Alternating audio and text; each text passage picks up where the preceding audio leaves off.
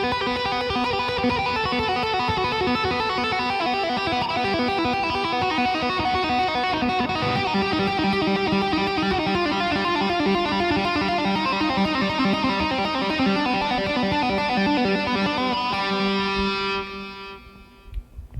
everybody, it's Carl Brown here from Guitar Lessons 365, and today we're going to take a look at our first Lick of the Week installment, and I thought it'd be good to do a little Randy Rhoads style legato lick. Now, he does this kind of thing in his unaccompanied solos live he did, and sometimes in his regular recorded solos, and all it's basically going to be is we're going to be playing against an open string. So if you'd like to follow along with a PDF, a tab PDF download of what I'm going to be showing the lick in this lesson, just go to guitarlessons365.com and go to the lessons archive and click on Lick of the Day, and you'll be able to find all the Lick of the Day, Lick of the Week lessons that we do, and download the PDF. So let's take a look at this real quick. I'm on the B string, the second string on guitar, and I'm basically going to be hammering on to a note on the string and then pulling off. So the entire thing for me, I'm playing everything with my pinky and my first finger. So I play the pinky, pull off to the first finger at the 8th, so I hammer the pinky at the 12th fret, pull off to the 8th, and then pull off to the open B string. Now the open B string is the one thing that all of these are going to have in common. We're going to keep going down into these to this open B string, and that's something he liked to do a lot. Basically work these legato phrases or picking phrases against an open string, and it created like a really cool kind of interesting sound to it. So let's go through this lick real quick. We're going to be hammering on 12 and then pulling off to 8 and then to 0.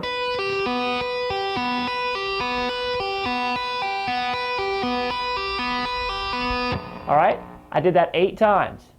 Then we're going to back everything up 1 fret to the 7th fret, but your pinky is now going to be at the 10th fret. So we have the first finger at the 7th and the pinky at the 10th, and we do the same exact pattern. Well, hammering on the 10, hammering on the pinky, pulling off to the first finger, then pulling off to the open string.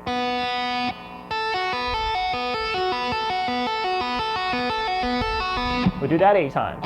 Then shift everything down just 2 frets, so now instead of 7, 10, we have 5 and 8. And then everything down 1 fret, so instead of 5, 8, we now have 4 and 7.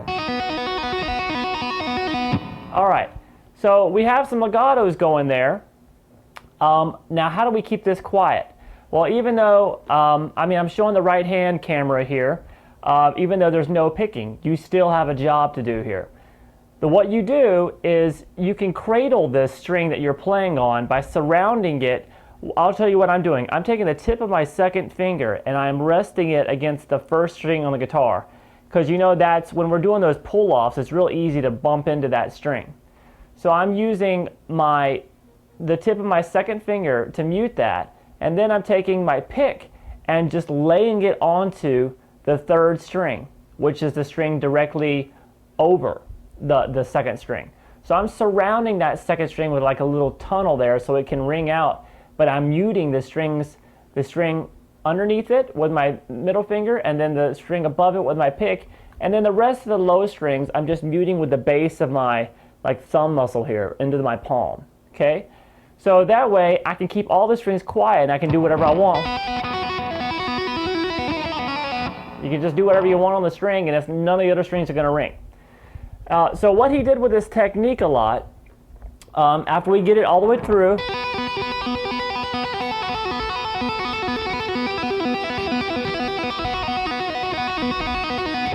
he would take them, just kind of shift them over to another string. Now this is a technique used a lot by not only Randy Rhoads, but you'll see it done by Eddie Van Halen and Dimebag Darrell a lot, which is taking a phrase that works on one string, say something like this, like something Eddie could do something like this, and then he'll take it across strings, not worrying about all the notes fitting into a key or whatever. Just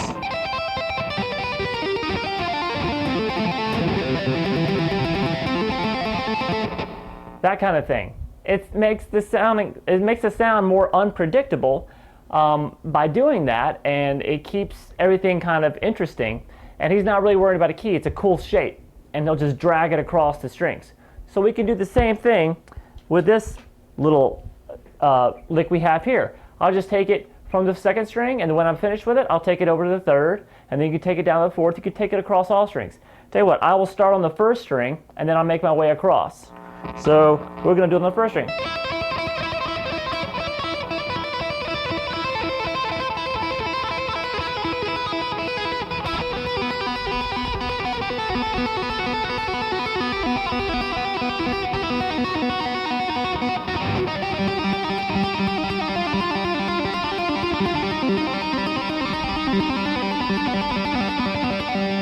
All right, and you can do some interesting things with that, like kind of let your palm rest on the string that you're muting.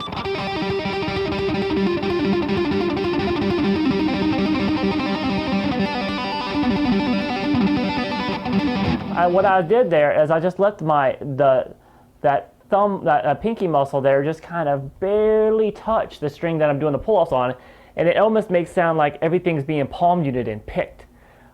Speaking of picking, you can also pick this. You can work on your picking chop.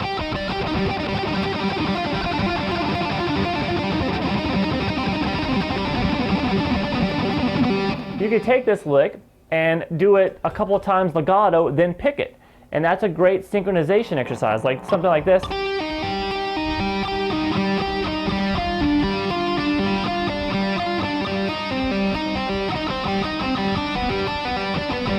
And when you get that up to speed, it's a really good exercise. So it's harder to just jump into a picking pattern like that. All right, so it's a cool thing to be able to work on it and not necessarily play it that fast at the beginning. But I think this will be a fun lick, and you can use any kind of arpeggio shapes you want. Change the fingerings up and just always have them going against an open string, pulling off to an open string. If all the theory heads out there want to know exactly what was going on in this exercise, on the second string, I have a B note here,